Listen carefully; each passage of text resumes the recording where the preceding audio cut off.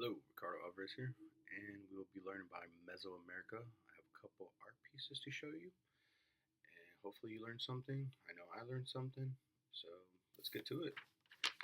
And right here, first one, it is the Aztec Sunstone. So this is actually depicting the five eras of the way the world will end, or has ended. Um, as you can see here, there's a lot of red, it's like yellow right here, and then we have like a grayish blue color to it.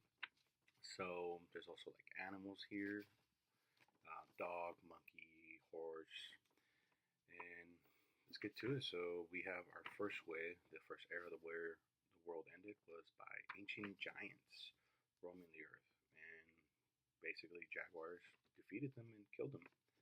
Then we have wind, which high winds just destroying crops, so no food in your tummy to eat. And then we have rainfire, so just rainfire going to the ground, killing everything in its path. And then we have water, which kind of represents humans crossing and drowning. And then we have the Olin in the middle. So he's actually one of the earth deities, could have been, and it would have been representing this era right now that we're living, and we would be dying by earthquake. So we live in California, so maybe, who knows? So actually, a lot of people think that the sunstone is the Aztec calendar. It's actually not a calendar. It's a monolith, and it would have been used for like ceremonial reasons. It would have been laying down like this, facing down, not up, down. Would have been used for ceremonial reasons. Maybe gladiators fighting on top, and a lot of this information that I've gathered here is by Mr. Shada and a lot of our canvas and from readings. And that's the sunstone in a nutshell. Next one, well, we have Koyachaki monolith. Here we go. So you can see here, we see her being decapitated, cut into pieces. See some bones sticking out right here. And the reason I'm saying she is, well, you see like birthing hips here, you see breasts, and you see right here, you can tell it's like a bell.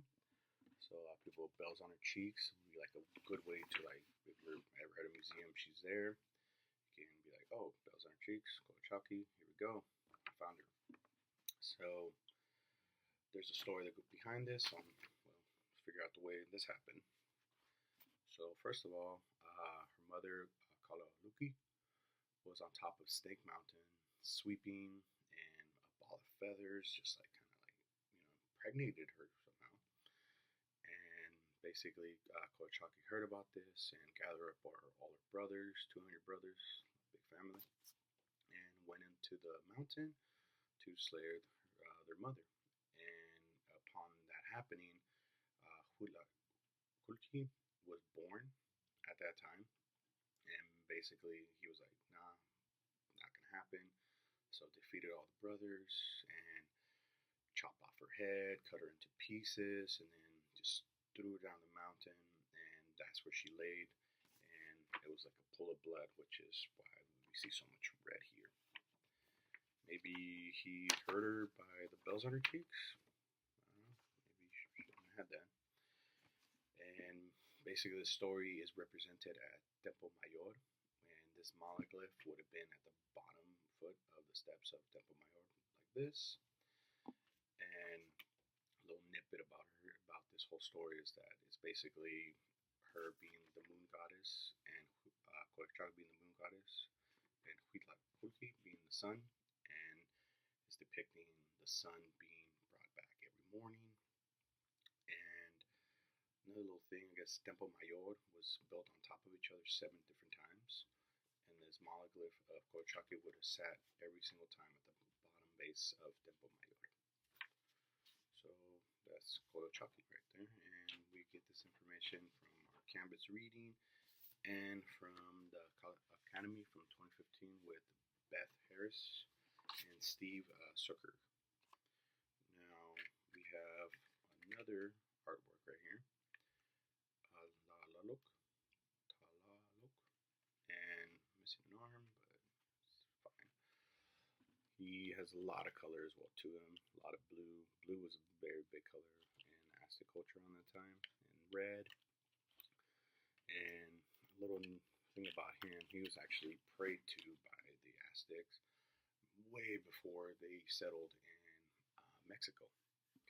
So he is the god pantheon of agriculture, crops, and basically he would bring down the rain, making sure all the crops were nice and good. And well, if he was having a bad day, pray to him too well. Start smiting, just like any deity, with hail, messing up all the crops, nothing to eat. And he also had flashing lights. He had like a thunderbolt, kind of like Zeus, but a little different. He had snakes, and he was a pretty big deal in Aztec culture. I mean, you gotta eat.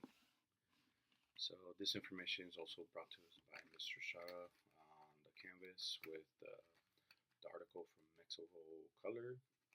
You can find it online. Get a little bit more information if you want to read more about him.